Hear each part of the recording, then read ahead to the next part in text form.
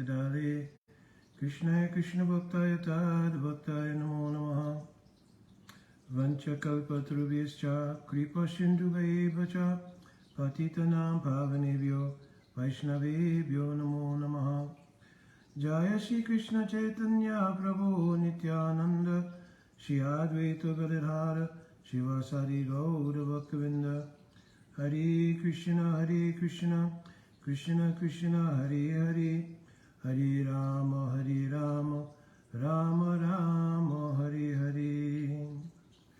Dandavat Pranam devotees. Hopefully everybody had a very wonderful Ram Navami. It's been very nice hearing so many different katha over the course of the last week or so. So very nice to be absorbed in hearing about the glories of various incarnations of the Lord. And this is our methodology for creating a shift in consciousness, because the material energy has a way of absorbing the consciousness of the jiva. That's the very nature of the relationship between the jiva and material energy. And the process of bhakti is reversing that absorption and taking it out of the material energy and putting it into the spiritual energy, which comes in the form of harikatha, sadhu sangha, all of the different kinds of seva done to Hari Guru and Vaishnav.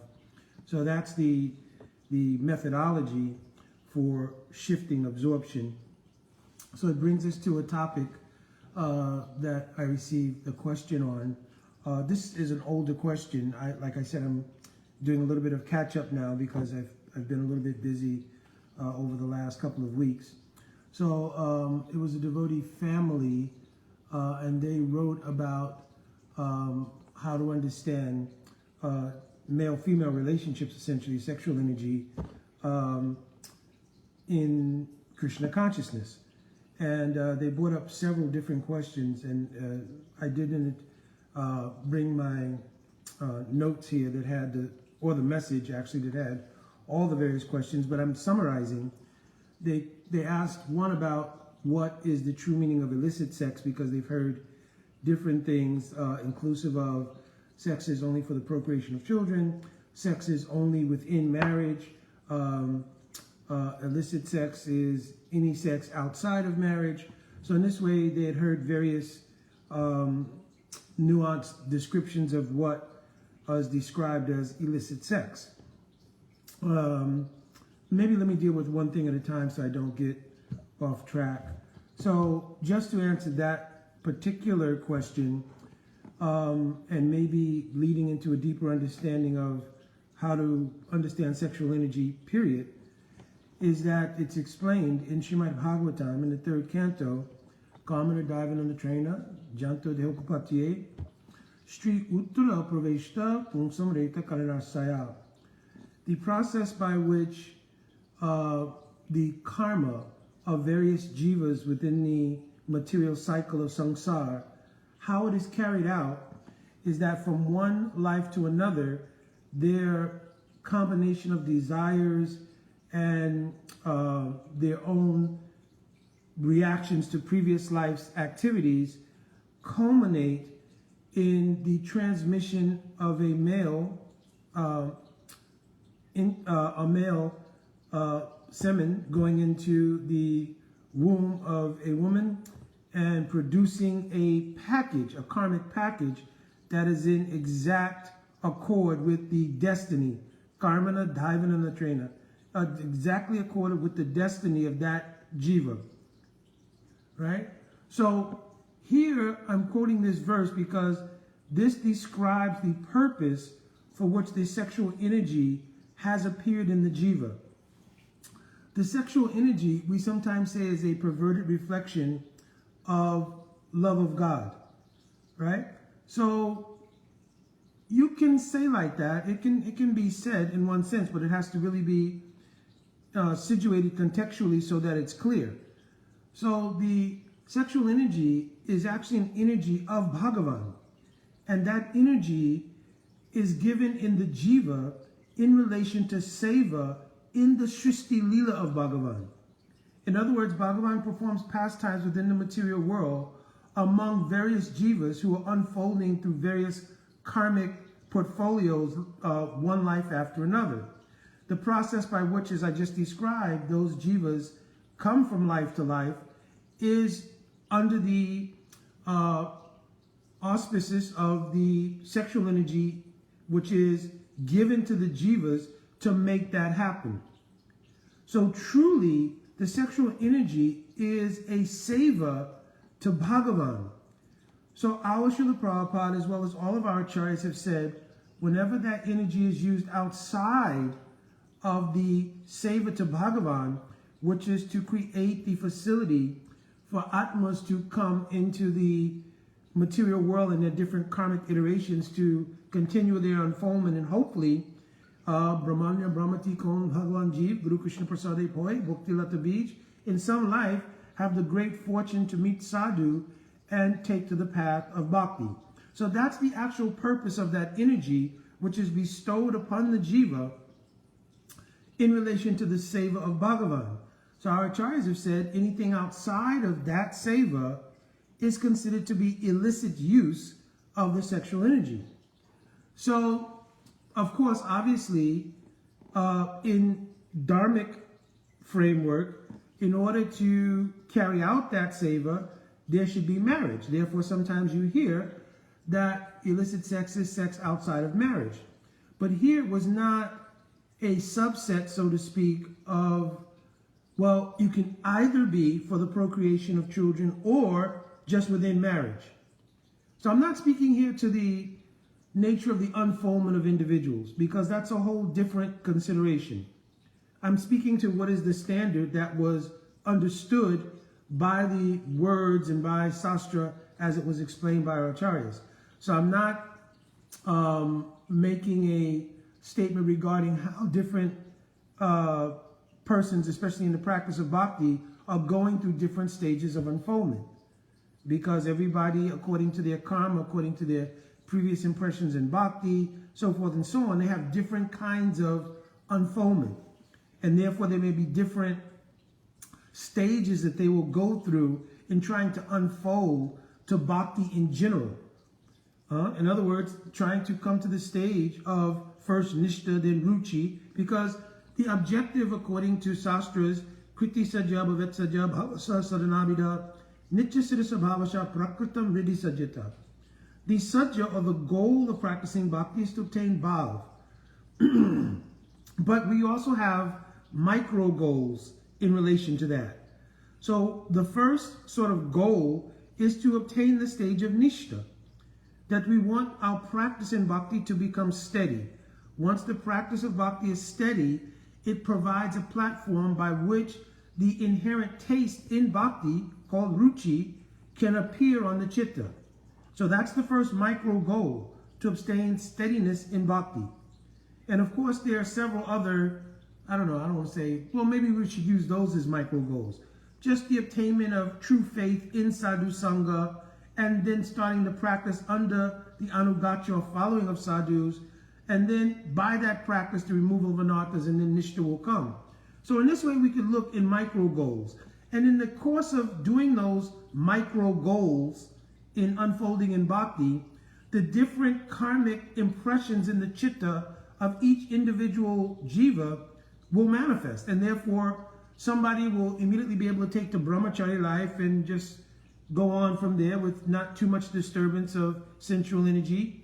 Some persons may have more disturbance of sensual energy and, of course, get married, and then they'll have to figure out how to regulate their dealings and so forth and so on, knowing what the standard is, which I already described.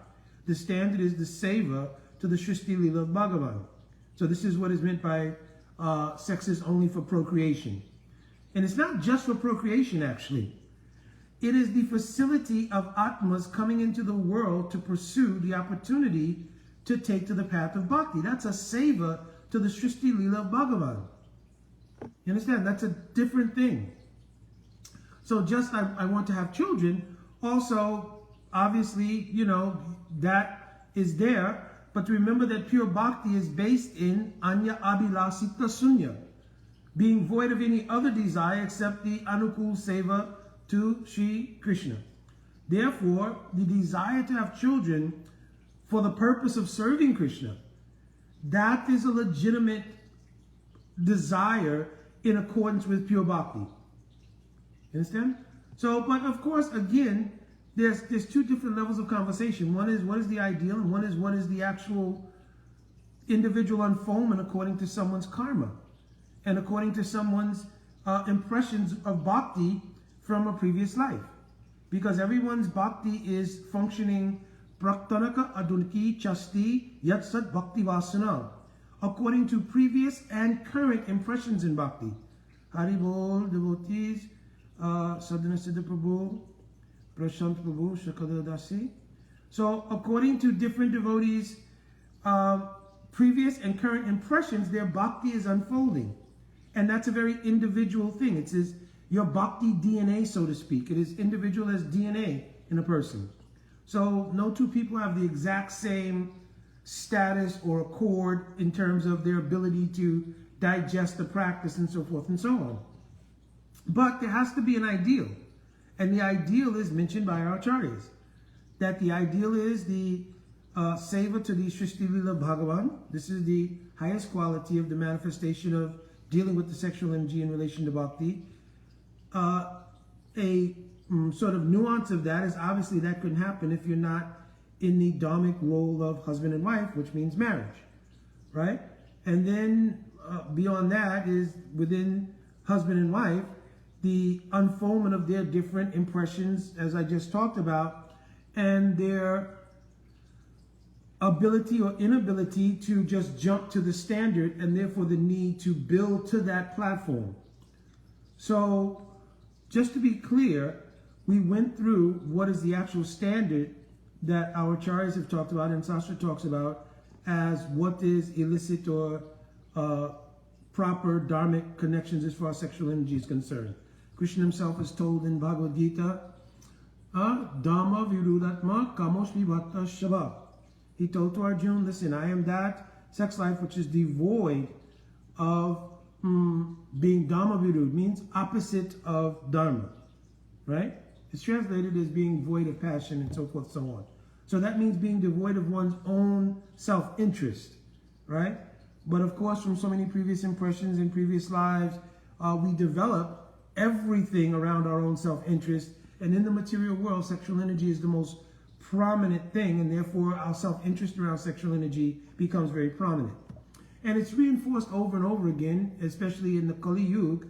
You'll see that sexual energy is everywhere, because it is also the greatest imitation within the material world. It's the greatest imitation of the nature of the love of Radha and Krishna. You understand? So the nature of the envy grown from self-interest produces a desire to imitate that position.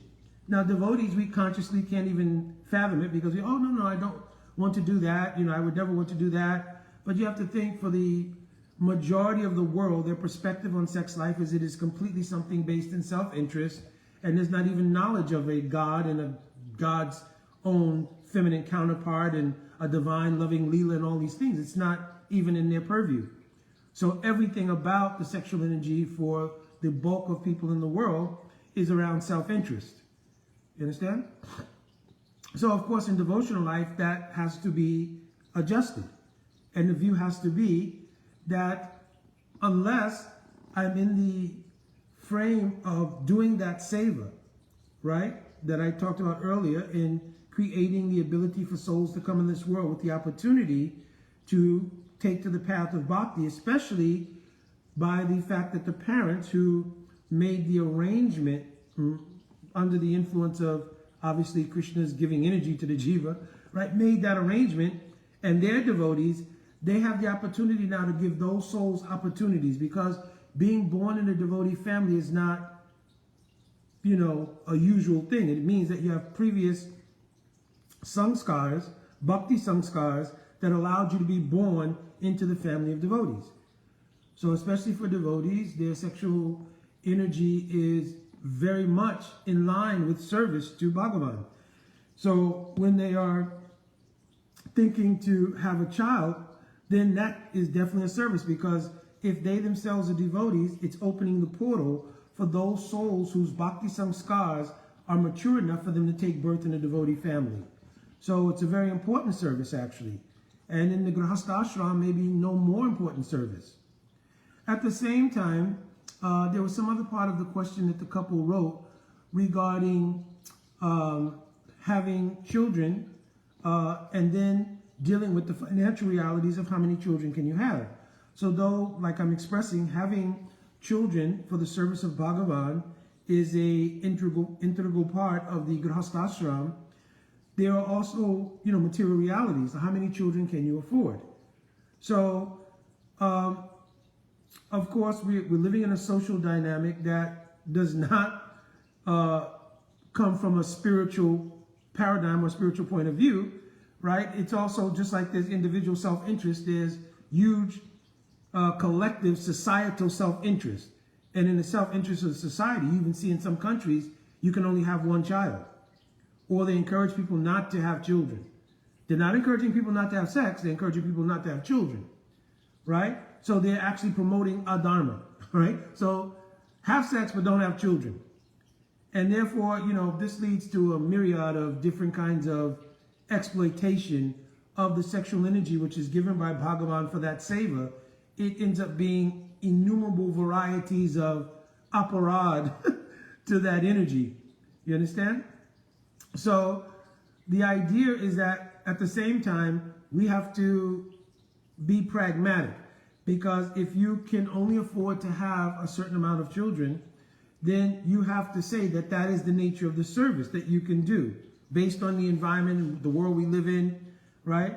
In former times, obviously, there was the true idea that, like there's a saying, it takes a village to raise a child. And there was an idea that if people had many children, they were part of a community, and that community or that village was the parental atmosphere socially for all the children. And that there was a sense of community to help each other and so forth and so on. Practically speaking, nowadays, in the Kali Yuga especially, and also in the social dynamics that most people live in, especially in the Western world, those things don't exist.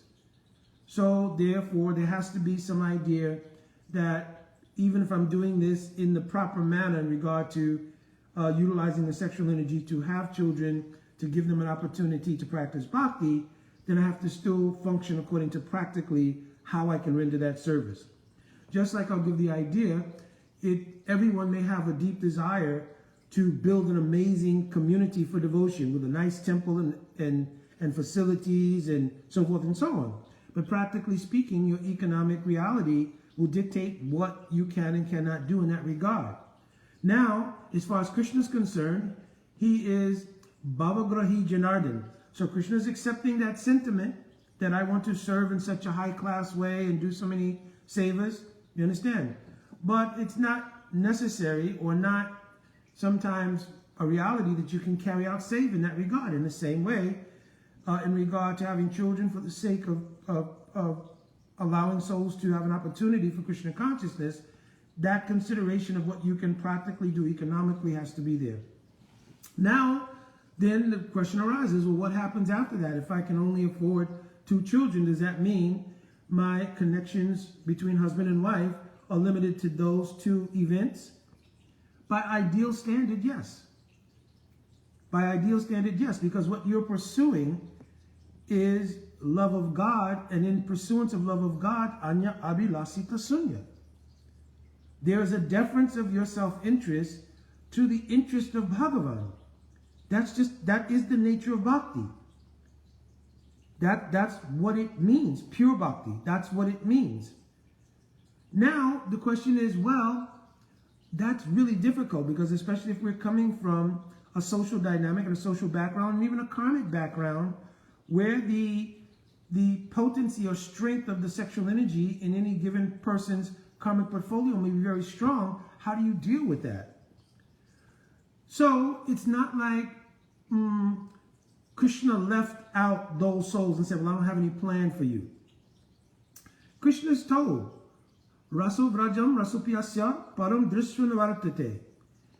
Believe it or not, there is something that has a ability to give taste to your Atma that would then make the inferiority of self-interest in so many ways, but even especially here in the sexual energy we're talking about, would make that insignificant.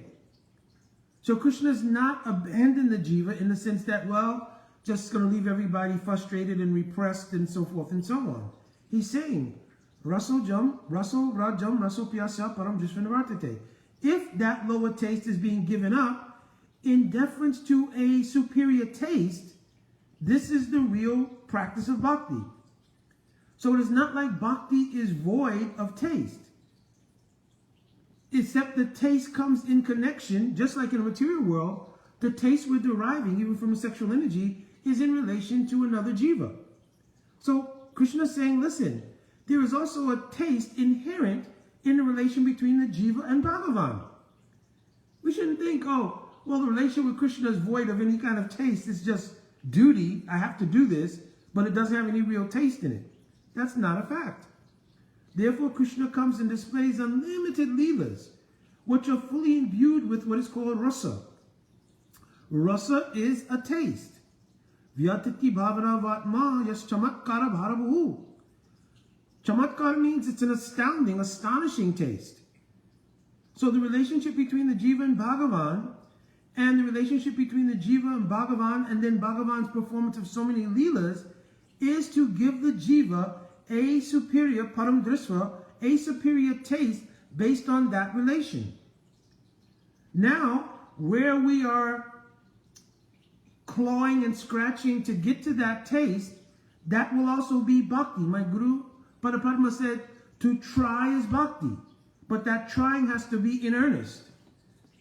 So if someone is dealing with trying to negotiate the influence of sexual energy in their life, and they are pushing forward to reach this point of param drisra, the superior taste, then Krishna acknowledges that. Guru Parampara acknowledges that and gives Shakti through Harinam, Harikatha, Sadhu Sangha, Bhagavat Seva, etc.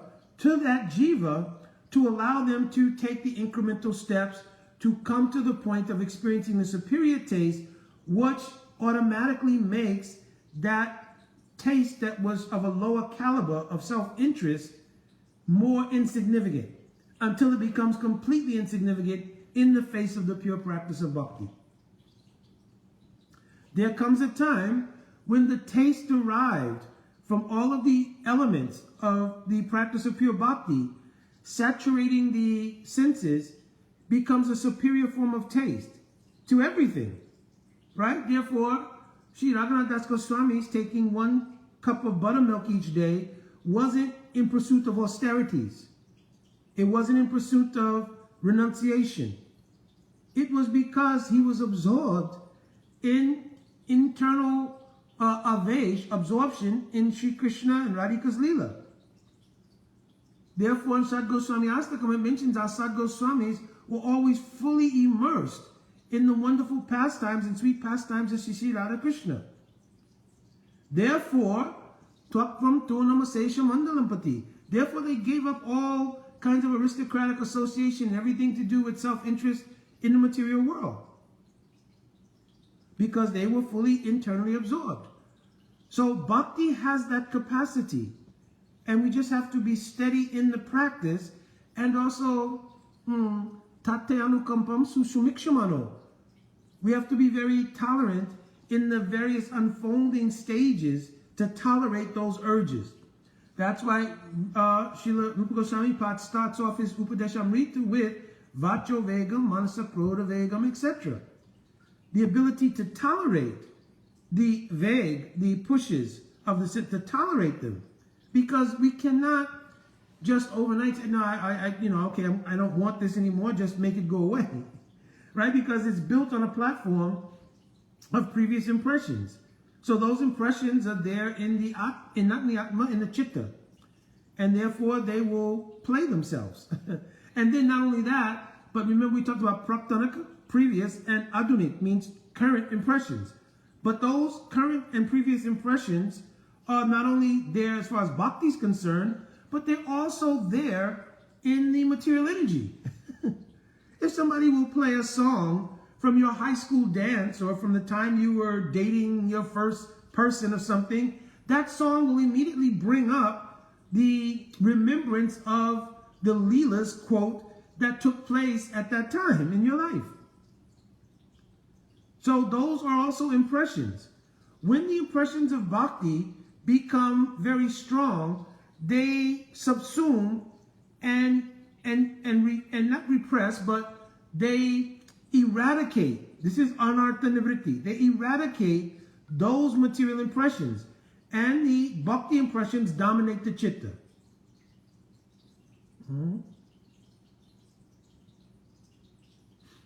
You understand? Then when these bhakti impressions become very dominant, then it becomes easier and easier to control the urges and pushes that have come about from previous karmic material impressions. Right? So it is a real thing, and I know there was a time when people would, sort of just dismiss it as, well, just you have to give up illicit sex. All right? No illicit sex, no meeting, no gambling, no intoxication, boss, period, just throw it out. Right? But the reality of dealing with that was difficult for, many people. You understand? And also, we don't also want to be duplicitous. So it means we don't want to have one face in public, one face in private.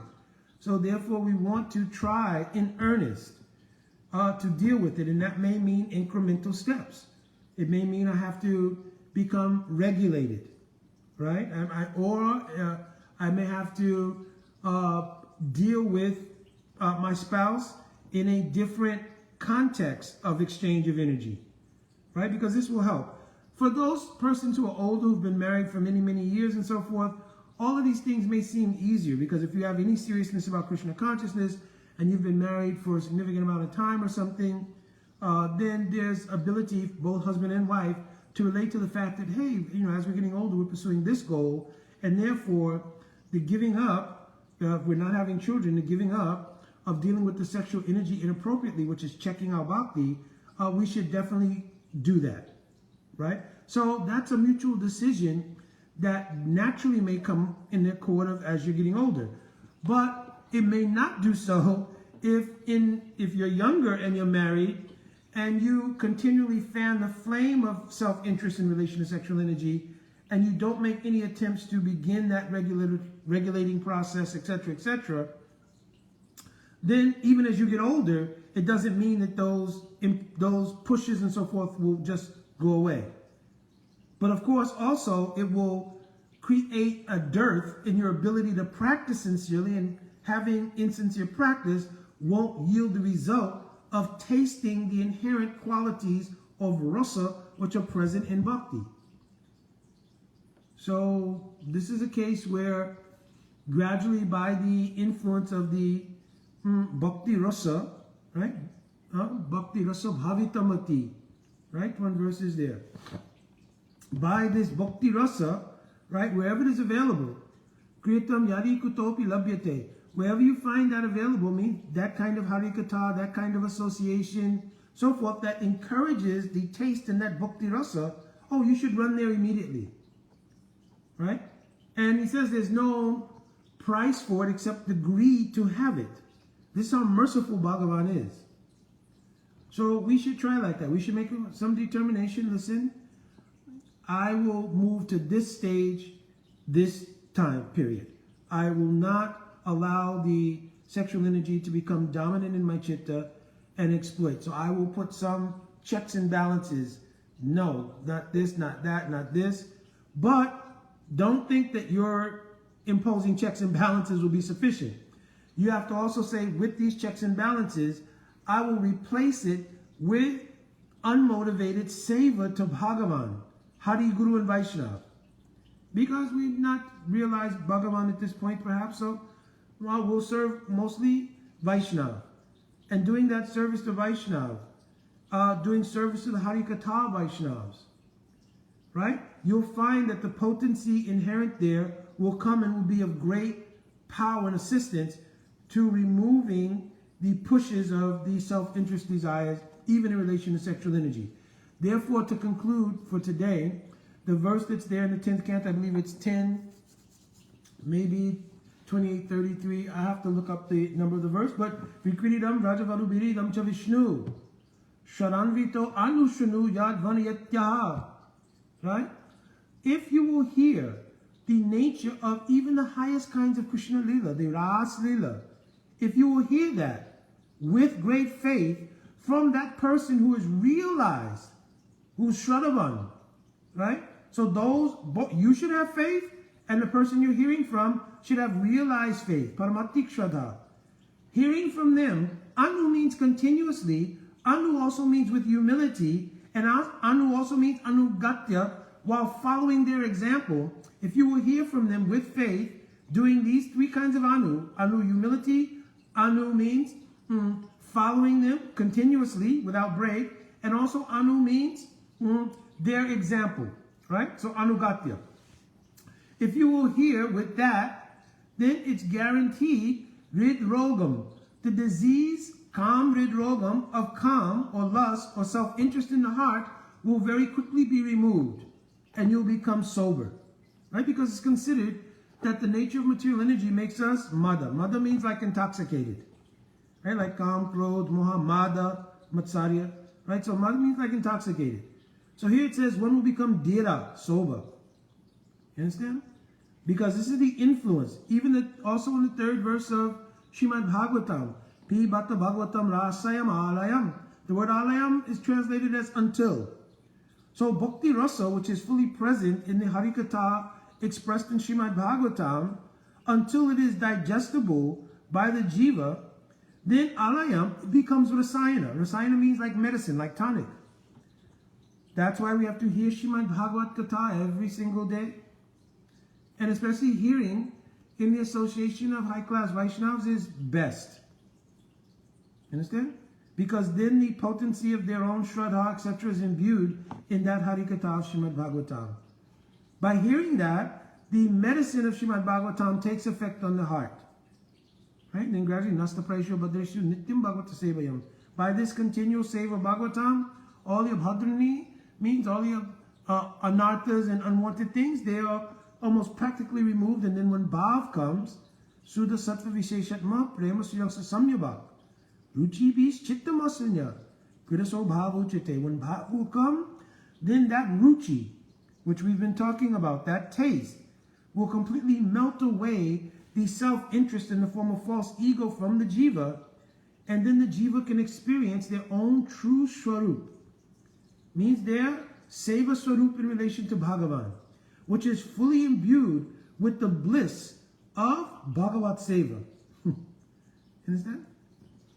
So this is our aspiration, this is the goal of practicing bhakti, but we talked about micro increments, right, to achieve that. So first, developing our faith in the association of a sadhu, right? This will be prominent as a methodology to help us get to that point, right, of giving up self-interest. And self-interest in the material world is dominated because of the nature of the material world, especially at this period in Kali Yuga, is dominated by sexual energy. So we want to try to insulate our consciousness by absorption, right? Because Krishna has mentioned, if you become absorbed, then it becomes very easy to transcend if you have absorption, right? Just like by absorption in the material world, we have all of the impressions and facilities to try to enjoy material energy. It's due to absorption. There are 5 features of ignorance. One is called abhinivesh. It means forcing the jiva's absorption in material energy as opposed to Bhagavat Seva. And we're trying to break that. And the only way to break it is by, according to Srimad Bhagavatam, Sutona Samavanti Anya Gyanatva Gyanado Bhavet, coming in contact with that sadhu, guru, who has Swarup Shakti. And by their Swarup Shakti means their internal spiritual energy, they help to break the jiva's absorption in the material energy. So hopefully this is helpful. It's also a very individual consideration here. So though I'm answering the question as best I can in a generic way, it is very, very individual, because everybody's samskars are different. And therefore, you know, sometimes it used to be people would dismiss questions like that with the idea you just have to follow the principles, Prabhu, right? So, but everybody's impressions are different. So it is going to be different degrees of difficulty in following according to previous bhakti samskars, etc. Right? But at the same time, we cannot take shelter of that. For instance, well, I don't have such high bhakti samskars, so it's hopeless for me, so I'm just going to give in. Right?